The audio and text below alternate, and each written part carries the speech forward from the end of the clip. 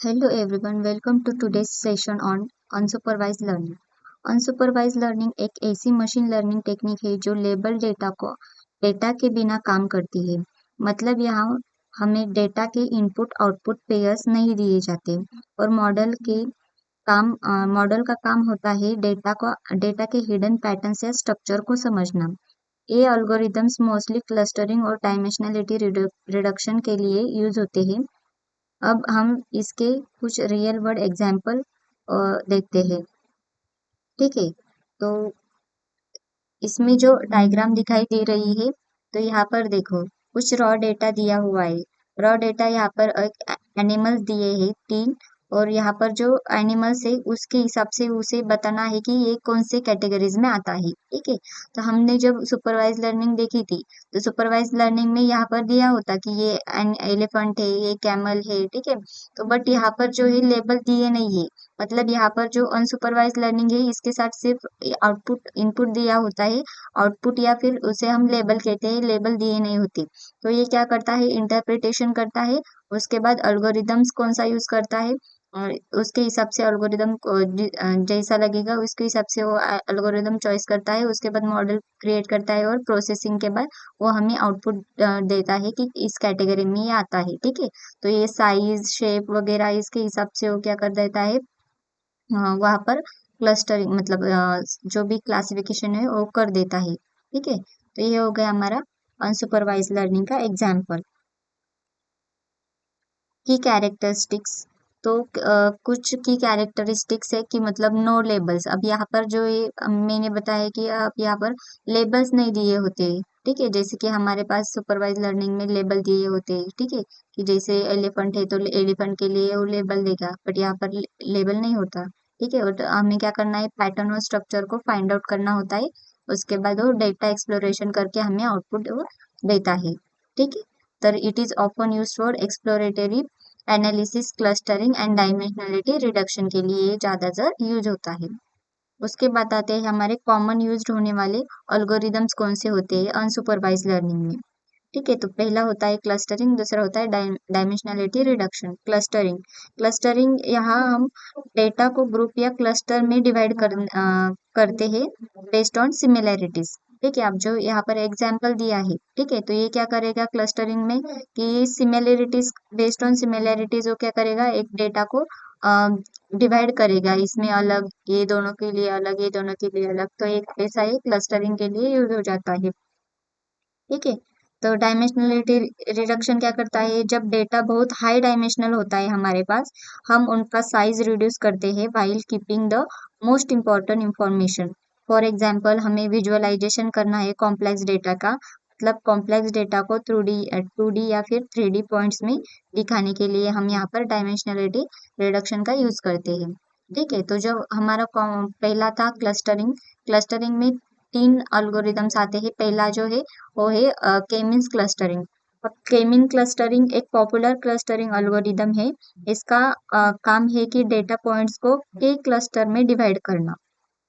ठीक है, एल्गोरिदम का प्रोसेस सिंपल होता है। ठीक है, तो पहले क्या करता है, के क्लस्टर सेंटर्स इनिशलाइज करता है। अब यहाँ पर डायग्राम में दिखाई दे रहा है कि ये क्या कर रहा है, के क्लस्टर में नियरेस्ट क्लस्टर जो है वो क्या करता है, फाइंड आउट करता है और उसके हिसाब से वो हमें क्लस्टरिंग करके देता है। ठीक है, और फिर से यहाँ पर ये स्टॉप हो जाएगा।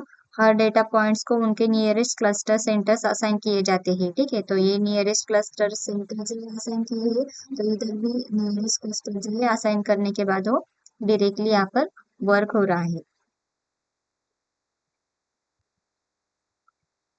पे क्लस्टर अब इसका एग्जाम्पल दिया गया है, तो कस्टमर सेगमेंटेशन में हम इसका यूज कर सकते हैं कैटेगरीज करने के लिए, जैसे कि बजेट, लग्जरी और मॉडरेट स्प्लेंडर में क्लस्टर करते हैं। उसके बाद है हिरार्चिकल क्लस्टरिंग। अब builds a tree like structure dendrogram to represent the nearest nested grouping of data.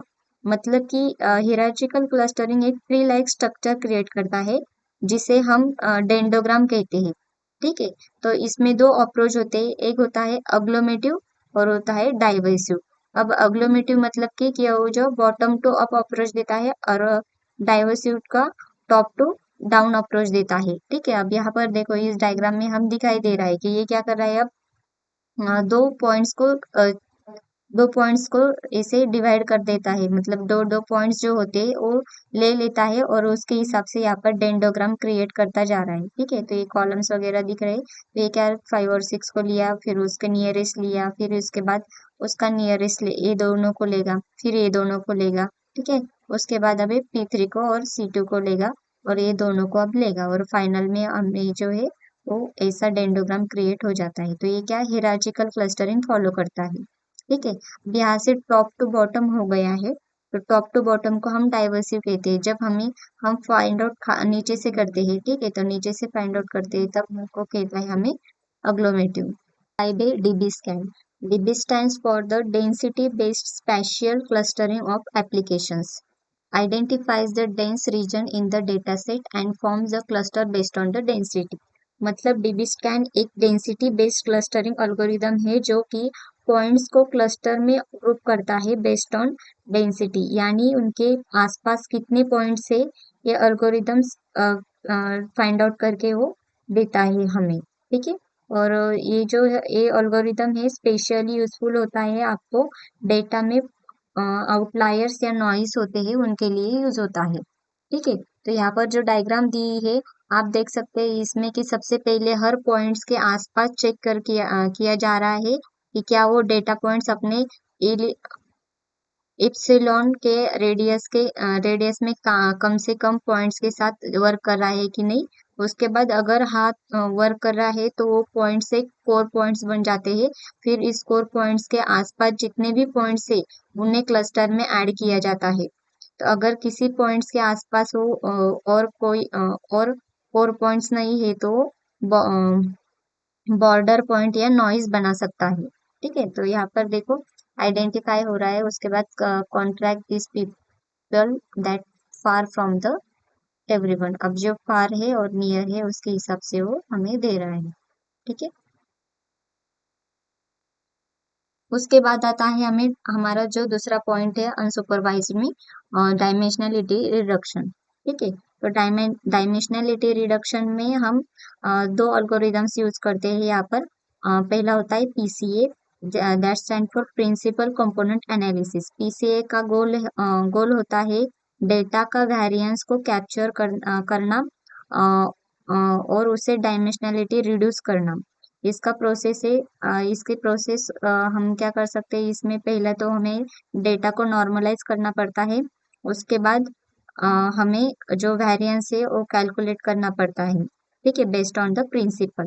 ठीक है, फॉर एग्जांपल विजुअलाइजेशन के लिए अगर एक डेटा सेट 100 डायमेंशन का है तो PCA यूजेस 2D में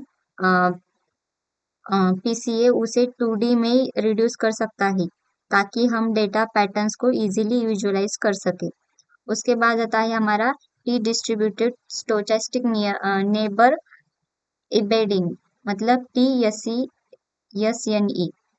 अब ये क्या करता है visualizes high dimensional data by reducing it to 2 और 3D डायमेंशनल। मतलब कि अब ये जो TSNE एक एडवांस्ड डायमेंशनलिटी रिडक्शन टेक्निक है जो हाई डायमेंशनल डेटा को 2D या 3D में प्लॉट करने के लिए यूज होता है। ये डेटा पॉइंट्स के रिलेटिव डिस्टेंस को प्रिजर्व करने की कोशिश करता है।